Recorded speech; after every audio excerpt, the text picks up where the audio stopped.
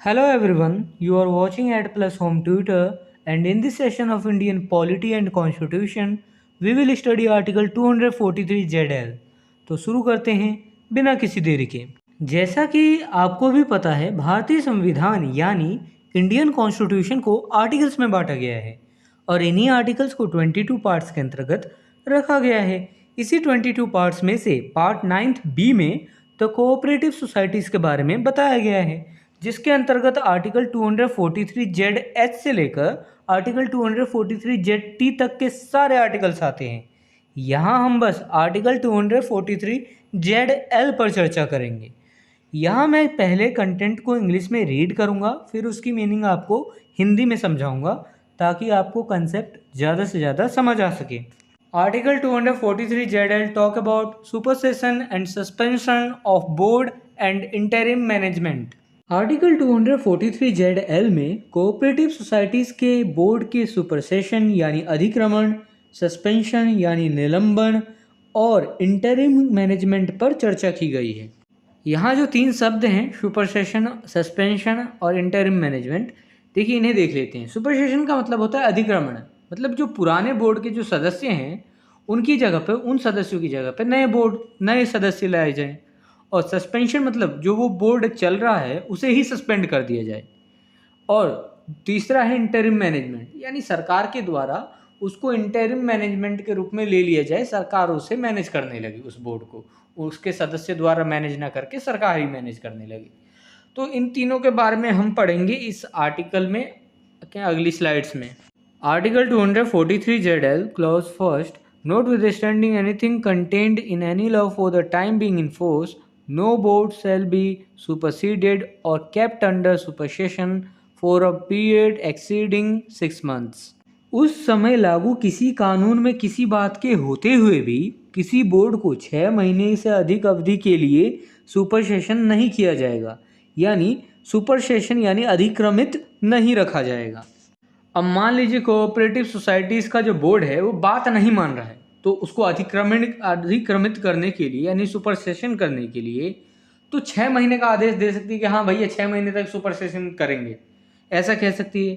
या 6 महीने तक ही अगर सुपरसेशन हो चुका है तो सुपरसेशन होने के बाद 6 महीने तक ही सुपरसेशन अधिक्रमित रह सकता है। कौन? ये जो बोर्ड है कोऑपरेटिव सोसाइटीज़ का। Provided that the board may be superseded or kept under suspension in a case। देखिए क्लॉज फर्स्ट में यानी इसी क्लॉज के तहत कुछ केसेस में बोर्ड को हटाया जा सकेगा। हटाया जा सकेगा का मतलब है अधिक्रमित किया जा सकेगा, यानी सुपरसीडेड किया जा सकेगा किसी और सदस्य के द्वारा उसी बोर्ड को, या फिर उस बोर्ड को जो है सस्पेंशन यानी निलंबित रखा जा सकेगा, यानी कुछ समय के लिए उसे सस्पेंड भी किया जा सकता है उस बोर्ड को। तो वो कुछ केसेस में किया जाएगा। तो वो कौन कौन से केसेस हैं जो बोर्ड में आ सकते हैं वो यहाँ नीचे इसी स्लाइड में आप देख सकते हैं। अभी मैं इन्हें एक बार पढ़ देता हूँ। Case number first, of its persistent default. Board के द्वारा लगातार चूक होने की दशा में, यानी किसी कार्य में कोई चूक हो गई तो इस दशा में बोर्ड के द्वारा लगातार चूक होने की दशा में जो है उसे हटाया जा सकेगा या निलंबित रखा जा सकेगा। Second case, of negligence in the performance of its duties. Board के द्वारा अपने ड्यूटीज यानी कर्तव्यों के पालन में लापरवाही बरतने की दशा में भी जो है उसे हटाया जा सकेगा या निलंबित रखा जा सकेगा। Case number third, the board has committed any act prejudicial to the interests of the cooperative society और इट्स मेंबर्स। बोर्ड ने यदि कोऑपरेटिव सोसाइटी या उसके सदस्यों के हितों के प्रतिकूल यानी हानि करने का कोई कार्य किया हो तो उस दशा में बोर्ड को हटाया जा सकेगा या निलंबित रखा जा सकेगा। Case number fourth, there is stalemate in the constitution और functions of the board. Board के कार्यों और कॉन्स्टिट्यूशन के बीच यदि कोई डेडलॉक हो जाता है तो ऐसी दशा में जो है बोर्ड को हटाया जा सकेगा या निलंबित रखा जा सकेगा। क्योंकि डेडलॉक हो गया तो देखिए तो बात तो वहीं फंस जाती है, तो टाइम जाएगा उसमें। सिंपल से ऐसा समझिए, यदि बोर्ड जो कार्य कर रहा है वो कॉन्स्टिट्यूशन के संवैधानिक नहीं है, वो असंवैधानिक कर रहा है कार्य, तो ये तो एक डेडलॉक हो गया ना कि वह दोनों बातें अलग हो गई।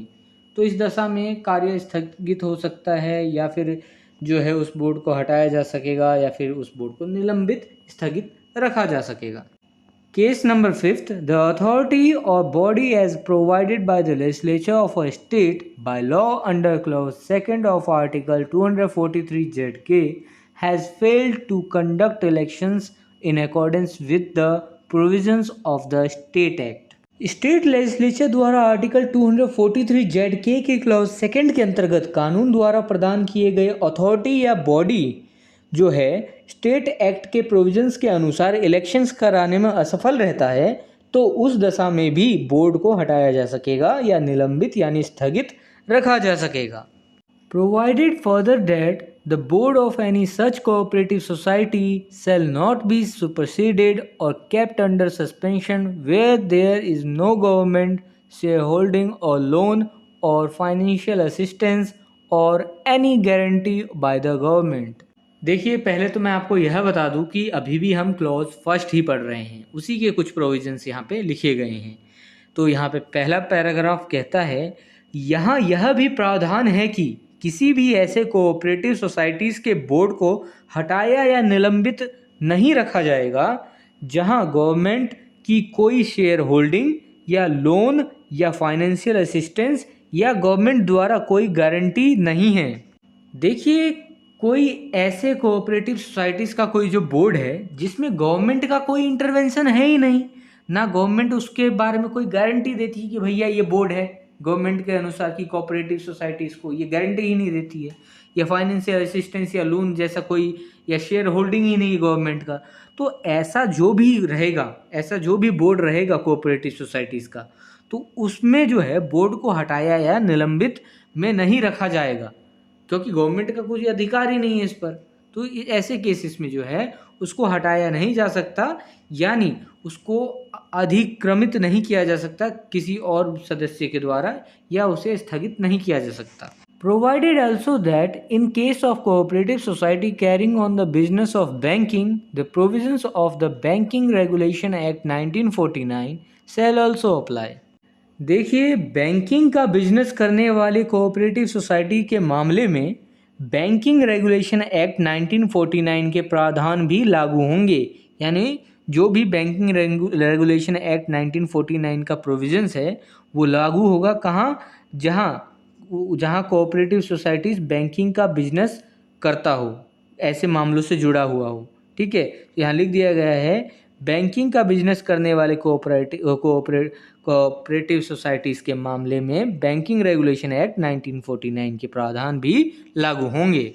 The last one paragraph provided also that in case of a cooperative society other than a multi-state cooperative society carrying on the business of banking, the provisions of this clause shall effect as if for the words 6 months the word 1 year had been substituted. किसी multi state cooperative society से भिन्न किसी cooperative society की दशा में जो banking का business करती है उन पर इस क्लॉज के प्रोविजंस का प्रभाव इस प्रकार होगा मानो 6 महीने के जो शब्द हैं वो उनके स्थान पर जो है 1 वर्ष का शब्द रख दिया गया हो।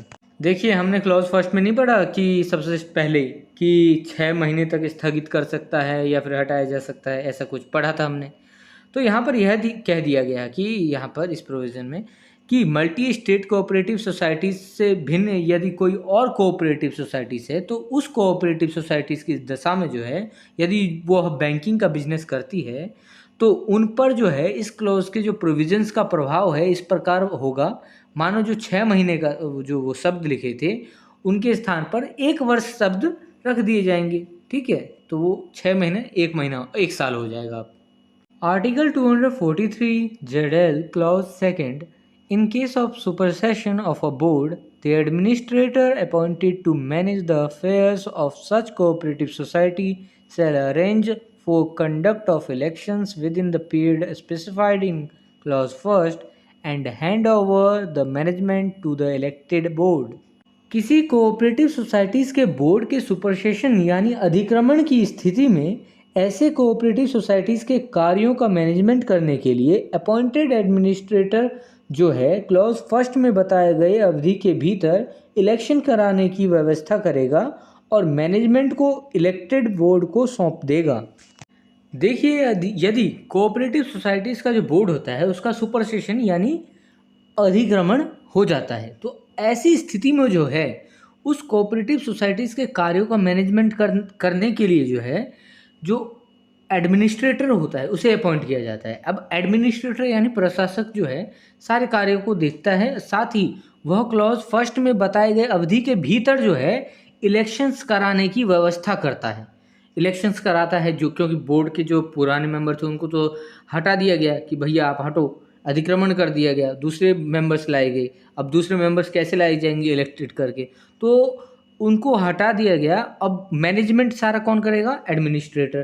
तो वो जो एडमिनिस्ट्रेटर मैनेजमेंट करेगा और इलेक्शंस कराने की व्यवस्था करेगा, उन्हीं इलेक्टेड मेंबर्स को जो है वो उस बोर्ड का सारा मैनेजमेंट जो उसने तैयार किया है वो उसे मैनेजमेंट जो है सौंप देगा बोर्ड को, नए बोर्ड को। Article 243 ZL clause third, the legislature of a state may by law make provisions for the conditions of service of the administrator। किसी स्टेट का लेजिस्लेचर कानून द्वारा एडमिनिस्ट्रेटर की सर्विस के कंडीशंस के लिए प्रोविजंस कर सकेगा यानी बना सकेगा। अब बात आ जाती है वो जो प्रशासक एडमिनिस्ट्रेटर है उसके सर्विस के क्या कंडीशन होंगे, तो ये कौन डिसाइड करेगा? स्टेट का लेजिस्लेचर कानून द्वारा डिसाइड करेगा ये। If this video is helpful for you, then please like and share this video, and if you want see some more these type of videos, then subscribe the channel and click the bell icon and select the all option for upcoming videos. And I hope you have a great experience by watching the Ad Plus Home Tutor.